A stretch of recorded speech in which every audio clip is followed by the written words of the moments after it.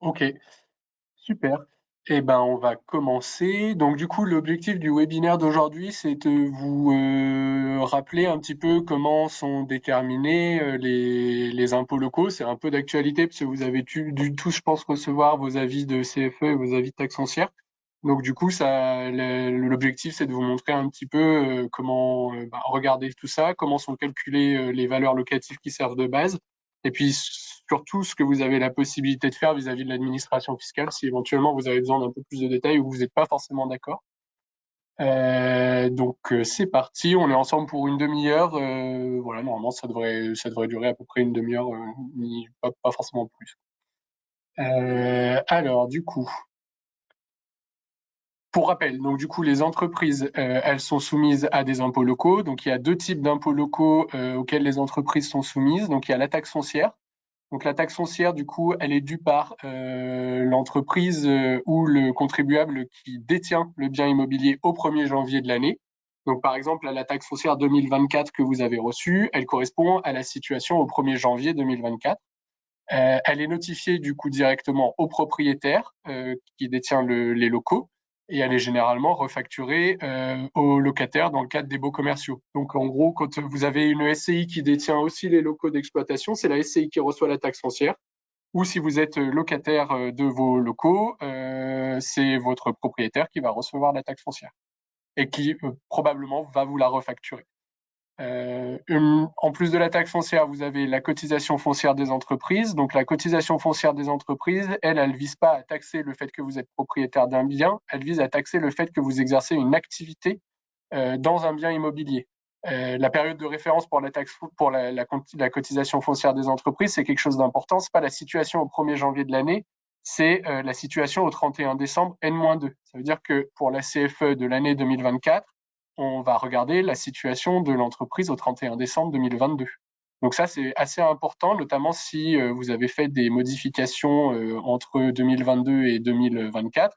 Ces modifications, elles ne seront prises en compte que pour la CFE 25 ou 26. Il y a bien 2 ans en fait de décalage entre la situation et le moment de l'imposition. La CFE, donc c'est une des deux composantes de la contribution économique territoriale, qui comprend du coup la CFE et la CVAE. Je rappelle juste pour indication que la CVAE, elle devait être supprimée. Euh, pardon, la CVAE devait être supprimée et du coup sa suppression a été reportée pour les années à venir. Je vous mets juste le petit tableau que j'avais fait dans le cadre de la loi de la présentation de la loi de finances. En fait, le taux va progressivement baisser de la CVAE jusqu'à sa suppression de mémoire en 2027. Alors, il faut juste que je vous retrouve le petit tableau.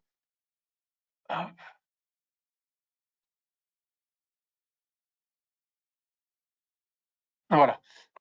Je ne sais pas si vous voyez bien. Donc, du coup, la CVAE, elle va avoir un taux qui progressivement va baisser de 2024, 2025 et 2026. Elle est juste en revanche supprimée pour les personnes qui étaient redevables de la cotisation minimum, c'est-à-dire qui avaient un chiffre d'affaires inférieur à 500 000 euros. Par contre, pour tous les autres, on a une suppression progressive 2024-2026. Donc ça, c'était pour faire un petit rappel assez bref sur la CVAE.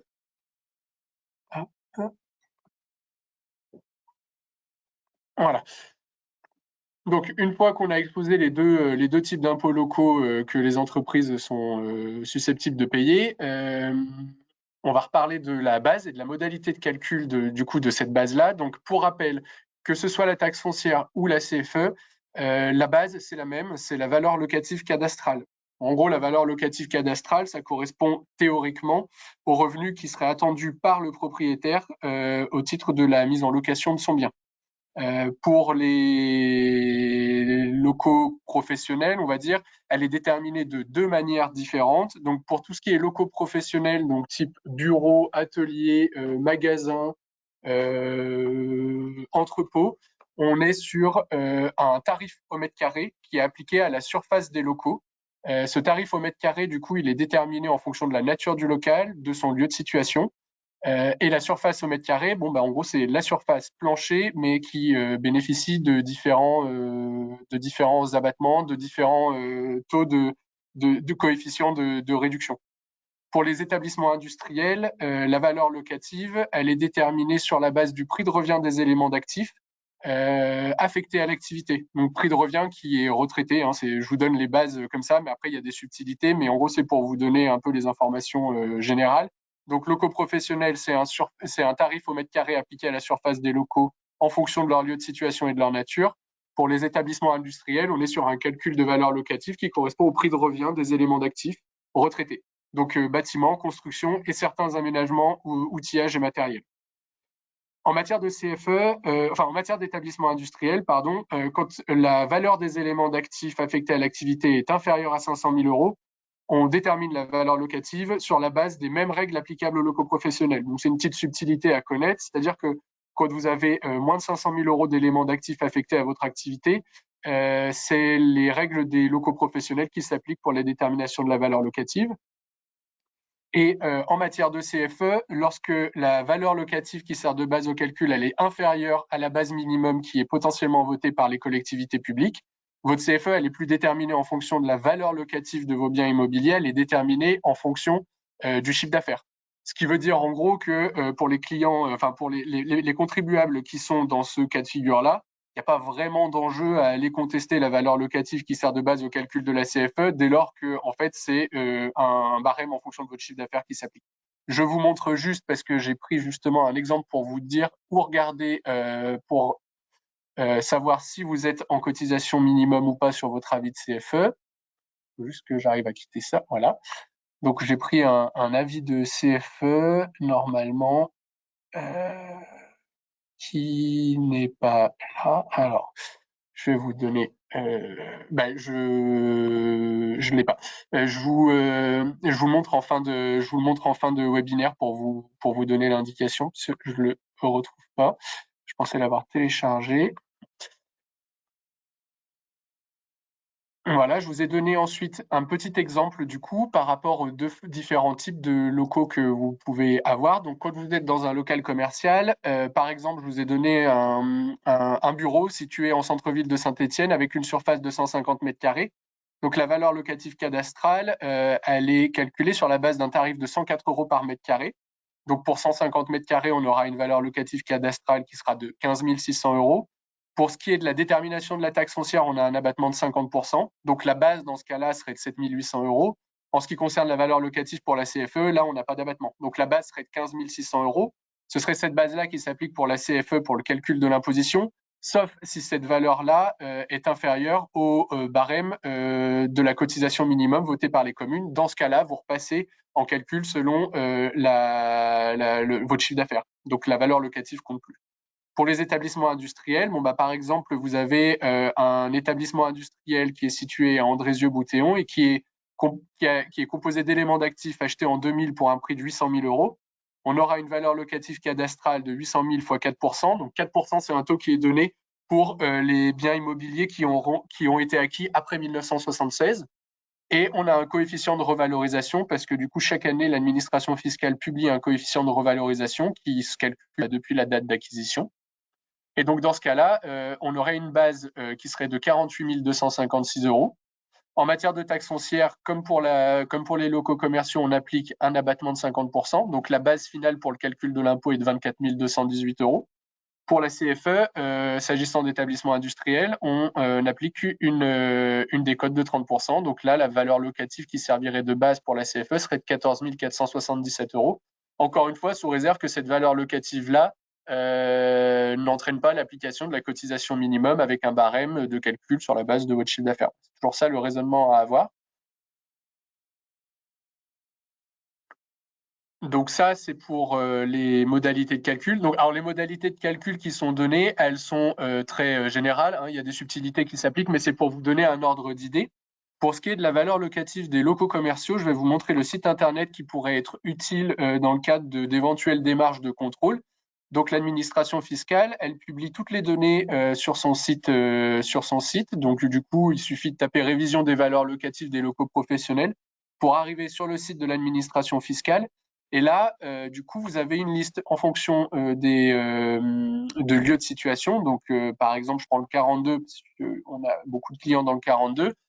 Là, vous avez du coup toutes les grilles tarifaires qui s'appliquent. Donc, c'est avec ces grilles tarifaires-là que vous pouvez éventuellement exercer un contrôle de la détermination de la valeur locative.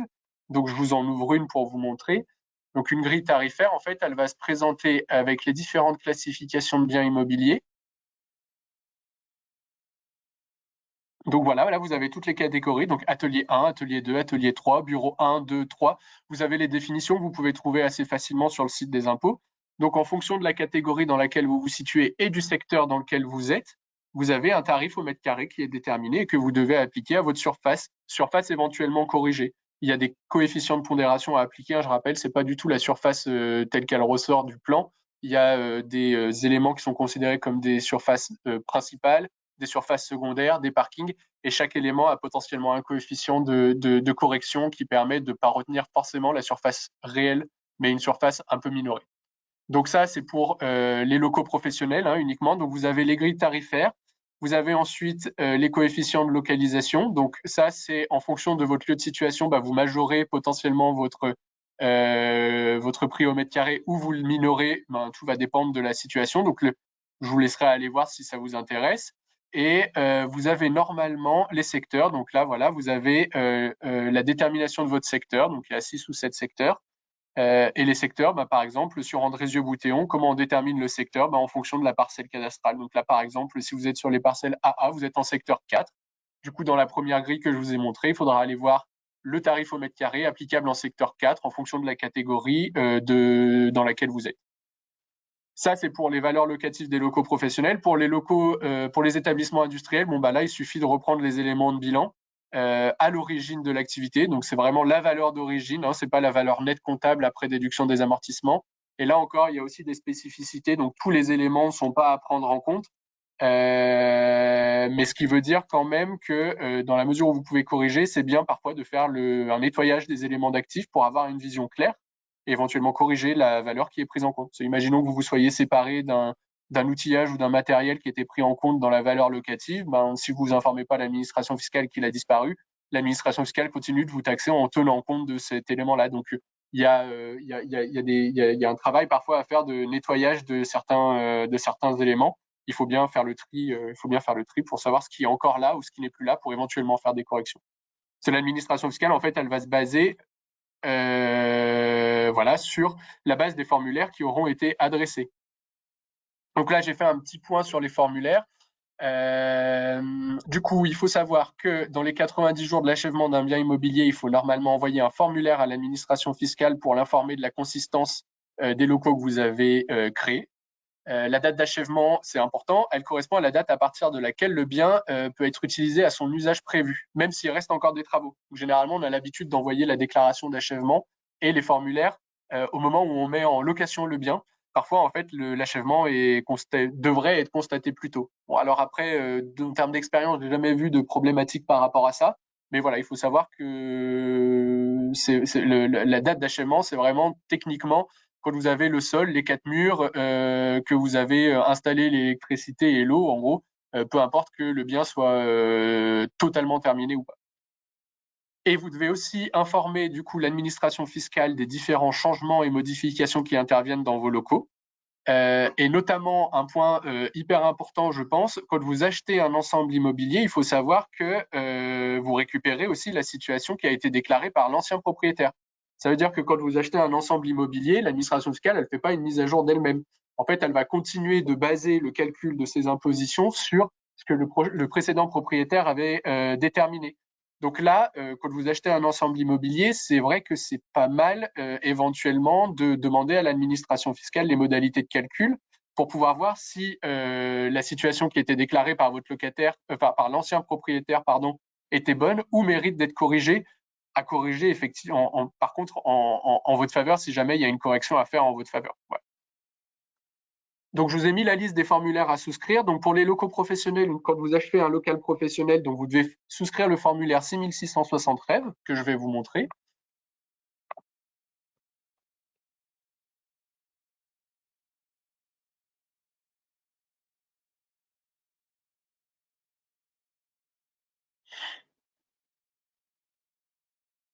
Voilà. Donc, c'est le formulaire que vous devez souscrire à l'achèvement d'un local professionnel, un local à usage professionnel. Donc, c'est dans ce formulaire-là que vous allez indiquer tout un tas d'informations sur la situation du local, la nature de l'occupation du local. Est-ce que c'est vous qui l'occupez ou est-ce qu'il est occupé ou est-ce que vous le donnez en location? Et c'est aussi là que vous allez du coup justement devoir classer votre local en fonction de sa nature. Une fois que vous aurez classé ce local, c'est sur la base de ce classement-là que l'administration fiscale calculera ensuite le tarif au mètre carré sur la base de la grille que je vous ai montrée tout à l'heure. Donc, c'est des éléments qu'il faut faire correctement au moment de l'achèvement du local afin de pouvoir classer au mieux et surtout pouvoir anticiper le montant de taxe qui sera appelé, qui sera appelé la valeur locative. Et c'est aussi dans ce document-là que vous déterminez les différentes surfaces de votre local. Donc, ce que je vous disais, en fait, en fonction de la manière dont vous allez remplir les surfaces P1, P2, P3, PK1 et PK2, l'administration fiscale va appliquer potentiellement des coefficients. Donc, par exemple, quand imaginons que vous ayez un local commercial d'une surface de 150 mètres carrés, il faut ventiler ces 150 mètres carrés en fonction des parties principales, des parties secondaires, couvertes ou non couvertes, et des parkings. Les surfaces P2, P3 seront prises en compte normalement pas pour leur valeur à 100%, mais pour une valeur décotée. Alors, j'ai plus en tête les décotes, mais en gros, elles sont pas prises à 100%. Donc, cette ventilation-là, elle est aussi hyper importante pour avoir une surface corrigée à terme qui soit la plus correcte possible et donc un calcul de valeur locative le plus correct possible. Donc ça, c'est pour les locaux professionnels. Ensuite, vous avez des formulaires à souscrire pour les locaux industriels, les établissements industriels. Donc c'est le modèle U, que je vais vous montrer aussi.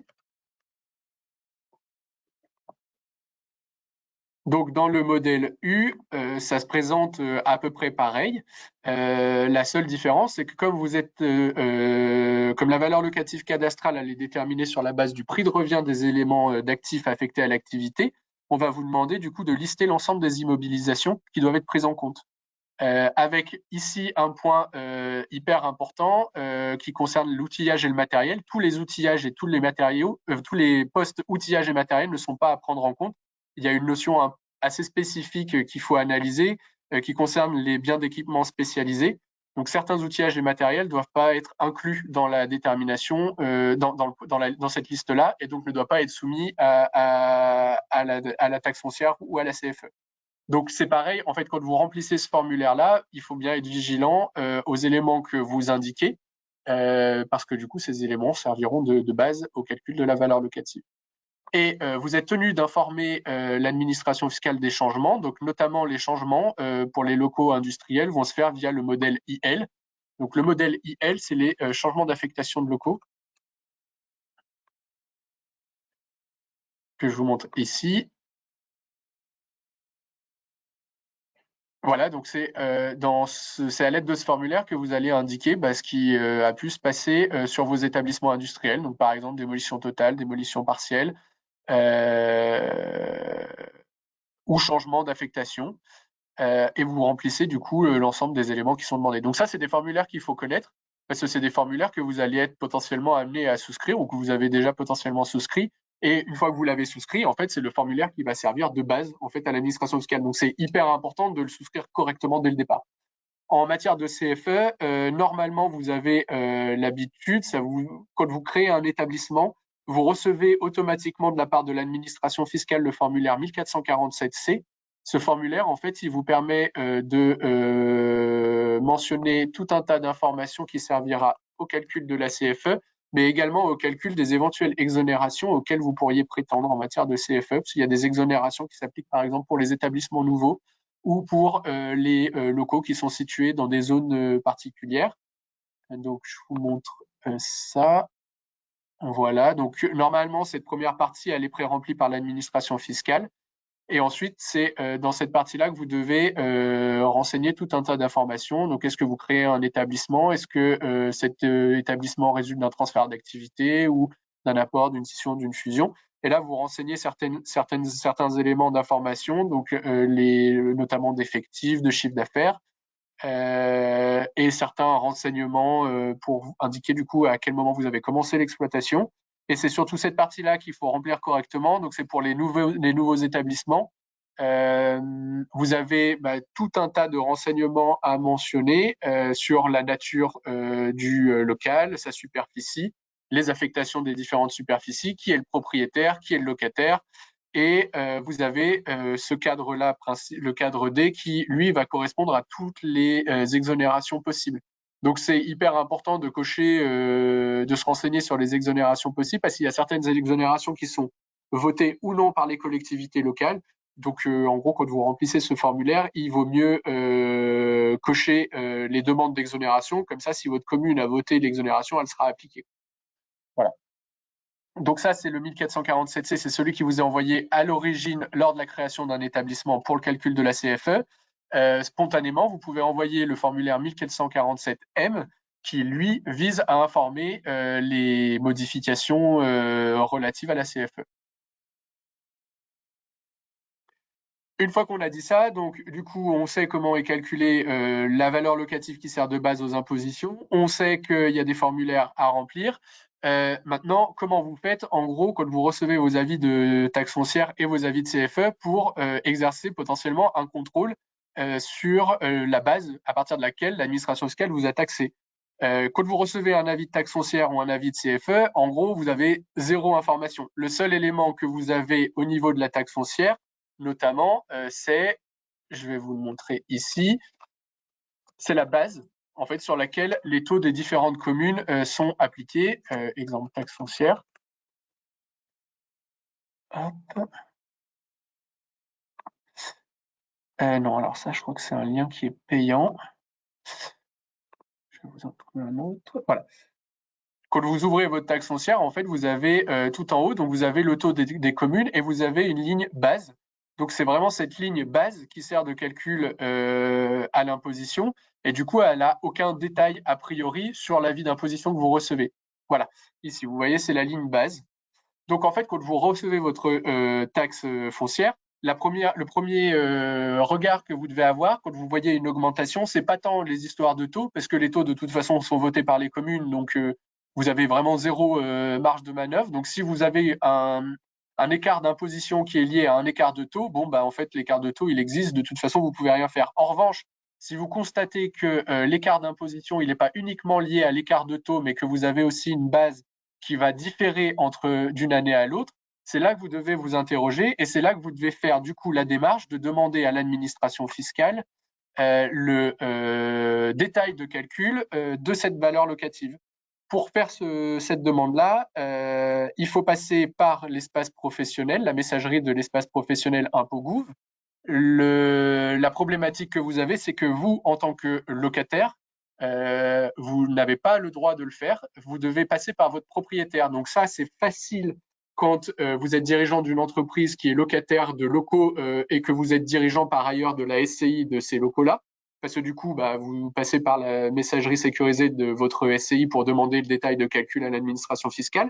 Quand vous êtes propriétaire de locaux que vous prenez à bail à un tiers, du coup, vous devez passer par le tiers pour pouvoir faire la demande de calcul. Ou le tiers doit vous donner un mandat pour vous autoriser à éventuellement faire cette demande. Donc, ça devient un petit peu plus compliqué. Donc, quand vous allez faire cette demande-là, l'administration fiscale, elle va vous répondre et elle va vous envoyer un formulaire de calcul. Donc, c'est en gros le document qu'elle utilise pour calculer la valeur locative du bien en fonction des éléments qu'elle a reçus au moment de l'achèvement ou au moment de l'acquisition par soit vous, soit par l'ancien propriétaire. Et c'est à ce moment-là que vous pouvez exercer un contrôle des surfaces qui sont retenues, de la classification de votre bien pour ce qui est des locaux professionnels, ou c'est à ce moment-là que vous pouvez exercer un contrôle des éléments d'actifs qui sont retenus par l'administration fiscale si vous avez un établissement industriel. Donc ça, c'est hyper important parce qu'en fait, quand vous recevez votre avis d'imposition, vous n'êtes absolument pas en mesure de contrôler quoi que ce soit, sauf des écarts de base. Donc voilà, c'est vraiment important de savoir que vous avez le droit de faire ça. Et c'est pas parce que vous faites ça que l'administration fiscale derrière va diligenter un contrôle. C'est un droit que vous avez, donc autant en profiter au moins pour exercer un contrôle, notamment, je sais pas, quand vous venez d'acheter des locaux, c'est bien de pouvoir le faire la première année pour être sûr que l'ancien propriétaire, par exemple, avait déclaré correctement et être sûr que les déclarations qui ont été faites sont pas en votre défaveur. Voilà. Quand c'est en votre faveur, l'idée c'est de pas forcément dire grand-chose. De toute façon, l'administration fiscale, elle peut exercer des contrôles, mais il faut qu'elle le fasse. Voilà. Après, en matière de prescription, là aussi, c'est important. Quand vous recevez votre avis d'imposition, vous avez jusqu'au 31 décembre de l'année suivante pour pouvoir faire une réclamation contentieuse et demander éventuellement un remboursement de la taxe foncière qui vous a été appelée en trop s'il y avait des erreurs. Donc, en fait, ce qu'il faut retenir, c'est que les réclamations contentieuses en matière d'impôts locaux, elles n'ont pas tant un enjeu pour le passé, elles ont plutôt un enjeu pour le futur. En fait, le passé, vous allez pouvoir remonter que sur un an, contrairement à l'habitude qu'on a qui est de remonter sur 3 ans. En revanche, une fois que vous faites une correction, la correction, elle va s'appliquer aussi pour le futur, ce qui fait que le gain va surtout être pour les années à venir, en fait, pas forcément tant pour les années passées. Donc ça, c'est aussi important de savoir que là, vous avez reçu vos avis d'imposition 2024. Vous avez jusqu'au 31 décembre 2025 pour exercer les corrections et faire des réclamations contentieuses. Et pour les avis d'imposition de l'an dernier, vous avez jusqu'au 31 décembre de cette année pour éventuellement faire un contentieux auprès de l'administration fiscale. Donc le contentieux, il passe par une réclamation contentieuse. Donc une réclamation contentieuse, c'est quoi? C'est un courrier que vous envoyez à l'administration fiscale sur lequel vous rappelez les règles légales de détermination des valeurs locatives et le fait que ces règles légales ont été mal appliquées à votre situation, notamment en fournissant les éléments, je ne sais pas, par exemple le plan de surface, tout un tas d'éléments qui permettront à l'administration fiscale d'exercer le regard qu'elle a le droit d'exercer, éventuellement être d'accord ou éventuellement contester votre position. Voilà, donc en gros, si vous le souhaitez, on peut vous assister, nous, dans ce regard-là que vous pouvez avoir sur vos avis d'imposition et éventuellement dans le cadre d'audit ou de contentieux auprès de l'administration fiscale. À savoir que les audits, ce qui est important, c'est que quand vous avez un groupe de sociétés, l'audit doit être global sur toutes vos sociétés, enfin sur tous vos biens immobiliers. Pourquoi? Parce que aller faire un audit sur un bien immobilier parce que éventuellement il y a une erreur à corriger, on va le faire très bien, mais l'administration fiscale, elle est maligne, elle va essayer du coup de regarder les valeurs locatives déclarées au niveau de l'ensemble de votre groupe. Et dans ce cas-là, elle va essayer de compenser le fait qu'effectivement il y avait une erreur par éventuellement des redressements sur d'autres bases. Donc en fait, l'analyse, elle doit vraiment être faite au global pour essayer de voir si au global vous êtes en situation de sous-imposition. Dans ce cas-là, tant mieux pour vous, il ne faut rien faire. Ou en situation globale de surimposition. Donc dans ce cas-là, oui, il faut faire quelque chose. Peut-être que vous aurez des hausses sur certains biens, mais qui seront compensées par des baisses sur d'autres, ce qui fait qu'au global, vous serez dans une situation qui sera plus favorable. En matière d'assistance, on peut aussi vous aider quand vous achetez un bien immobilier à correctement déclarer les surfaces que vous retenez ou la classification du bien ou les éléments d'actifs que vous allez retenir si vous êtes dans la situation d'un établissement industriel. Je vais juste vous montrer, je vais arrêter le partage de mon écran, je vais aller vous chercher un avis de CFE pour vous montrer du coup ce qu'il faut regarder pour la valeur locative, pour la cotisation minimale.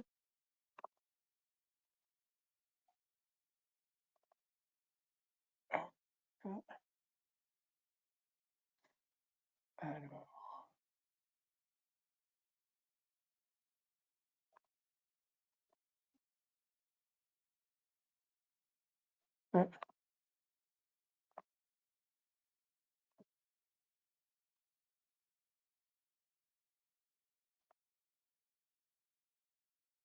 ok.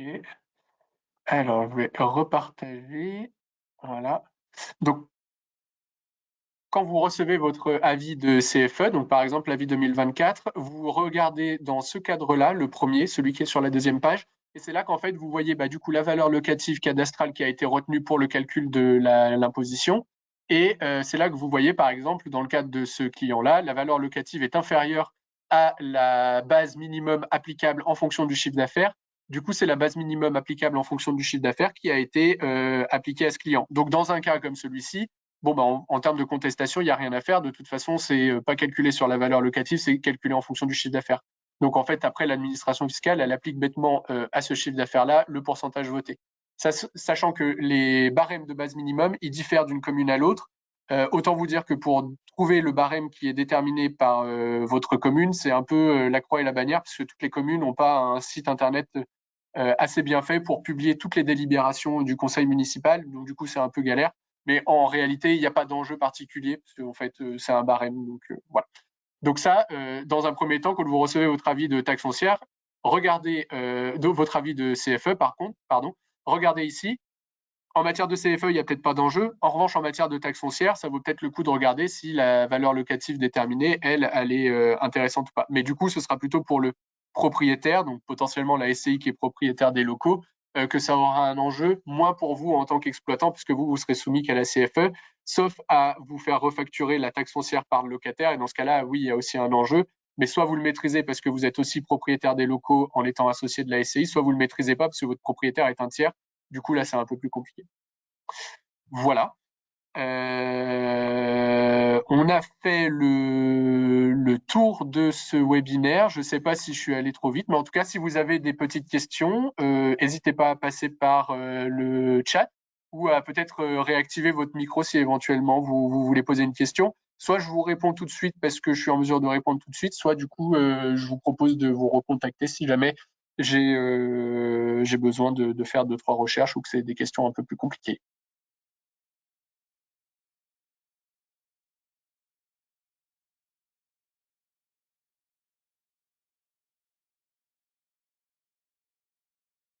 Bon, je pense qu'il n'y a pas de questions.